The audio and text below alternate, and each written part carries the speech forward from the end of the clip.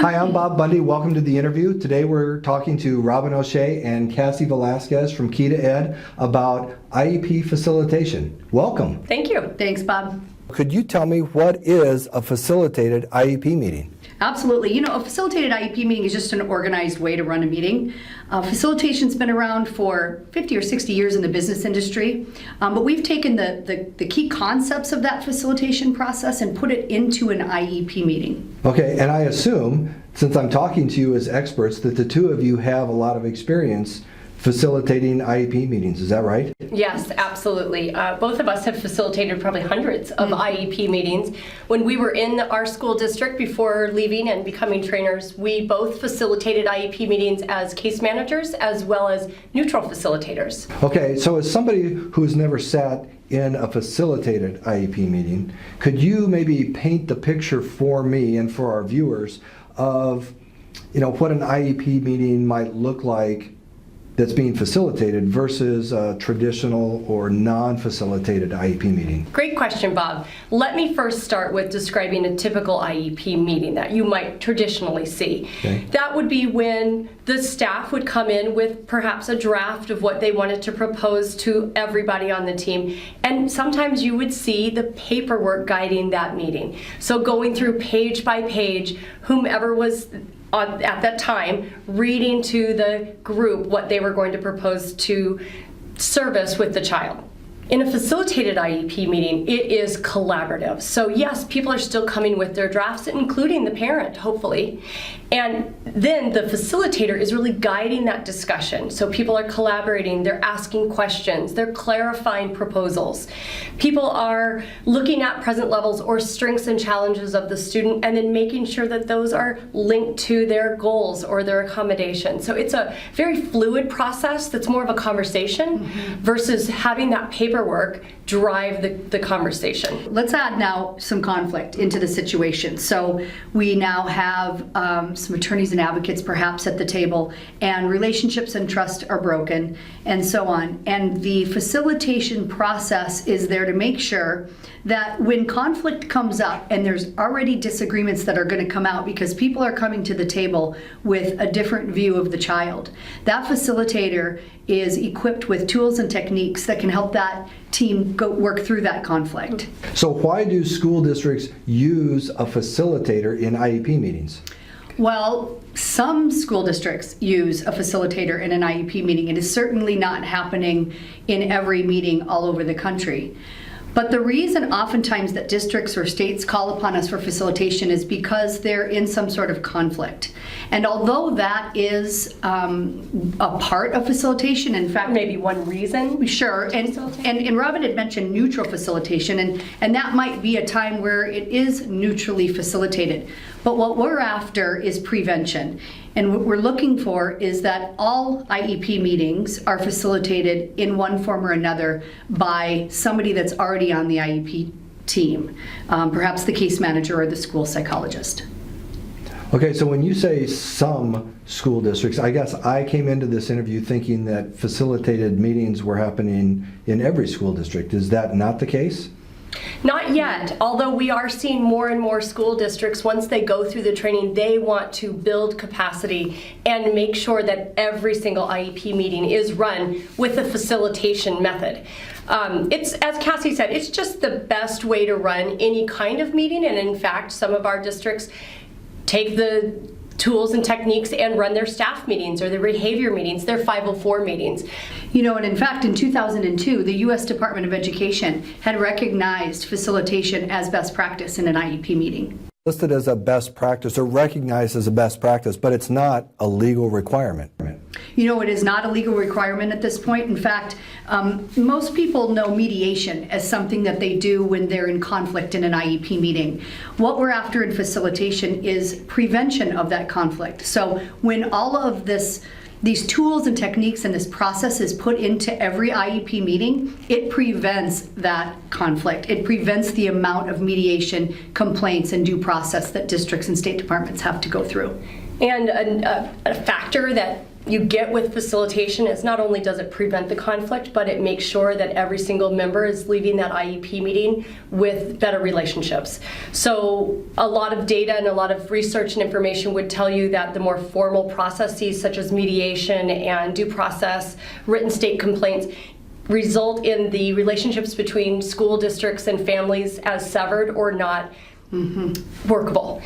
Facilitation brings back that relationship so that everybody feels a part of that meeting and everybody's working together to create a better program for the child. So Cassie, you mentioned in one of your responses, facilitator being used in every IEP meeting. You're talking about some school districts, maybe a lot of school districts, that use facilitators in every IEP meeting, not just meetings where there's trouble or where it's going to be difficult? Yes, that's certainly the trend now, and that's certainly something that we absolutely advocate for. And experienced in our own professional, when we learned the facilitation techniques, we decided as a district that we were involved in that we would use it for all of the meetings, and the feedback was fantastic. And I think it's important to point out, when we say it's used in all IEP meetings, it doesn't always look the same in every IEP meeting. True. The way people facilitate depends on their personalities, it depends on their relationship with the families or lack thereof, and it depends on the type of meeting it is. If it's an initial meeting or a triennial meeting or a manifestation or a special like addendum meeting, the facilitation is going to look different, but all meetings should be run with an organized process. Again, where everybody's coming prepared, where everybody's collaborating, and they're not just sitting there listening in the traditional way to somebody sort of going over the paperwork of the IEP meeting. But certainly that still follows the federal law. Absolutely. So I think I get that. School districts are incorporating facilitators in all of their meetings. Some school districts are. Are they training, a group, a cadre of facilitators to come in and run all these different meetings? Well, that's a really good question. Districts do it differently all throughout the nation. What we really like and what we have had experience with is working with the director or the superintendent to talk about what's right for their district. So for example, right now I'm working with a director who is new in his job, and they really don't have any systems in place for who's going to run the meeting and how that looks in relation to that federal law, or how in relation to that family if they have differences that need to be addressed, such as linguistic differences. So we sat down together and looked at all of their staffing and really brought a strategic plan in place. That's where you're going to get the most change in your district and the best outcomes for the students. And I think it's fair to say with that it usually takes about 3 years or so to really change the culture of the school district. And so sitting down and really talking about all of the elements that come into play in those districts is very important to determine who does come to these trainings. Are they hand-picked people? Do they come in teams from each individual school? We see across the nation it's different depending on the different needs of each district. But one important part to remember, I guess, is that parents are a part of this IEP team as well.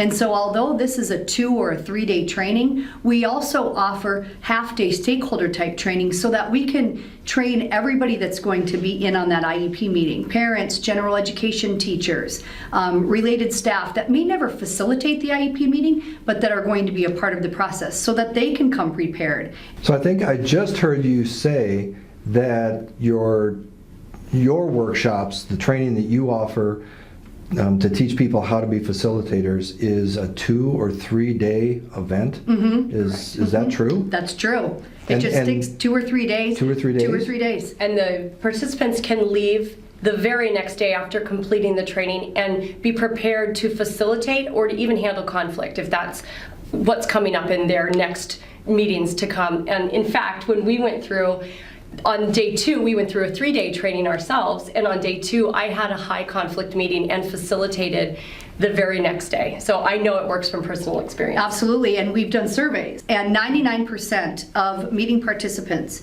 have told us that they feel confident to go back the very next day and facilitate their IEP meetings and even be able to handle conflict that may arise in them. That's pretty amazing, but I want to make sure I understand the picture. People sit in your training for 2 days and listen to you teach them how to be facilitators, and they feel they can go and be and facilitate? we do many hands-on activities and so on, and role plays, so that they have the confidence to go and the back. time to practice in front of us with coaching rather than Yes. just out there after they've listened to us. It's certainly not a 2-day lecture. So these 2 or 3 day workshops, do school districts send people to you, or do you go to the school districts? Good question. We actually go right to the school district. So we would come in and work with all of the team members that you have designated. Sometimes school districts, if they're smaller, they might work with neighboring school districts to bring us in and share in the cost. Or we've worked with state departments that host different stakeholders from school district all around to get sort of the flavor of what it would look like to have facilitation training, and then those districts call us individually after they've had experience with our training. We've also worked with co-ops. There's co-ops and SELPAs throughout the nation. Regional training centers. Yep, that bring people in and support their districts that way as well. Okay. Well, I think I have a pretty good feel now for what IEP facilitation is, at least as much as I can without sitting in an IEP meeting. And you've kind of shared with me a little bit about what's going on around the country. Is there anything else that you think the viewers of our interview would need to know or would like to know about facilitation? One of the key components that I don't think that we have mentioned about facilitation that is critical is that with the process of facilitation, it allows the team to stay focused on the needs of the child. And that ultimately will help the team to develop the best IEP for that student. All right, I want to thank you both for being here. Obviously, when people see this interview, they're probably going to want more information, and I'm sure our team is probably putting your contact information on the video as we speak. So thanks very much for being here. Thank you, Bob. It's been a pleasure.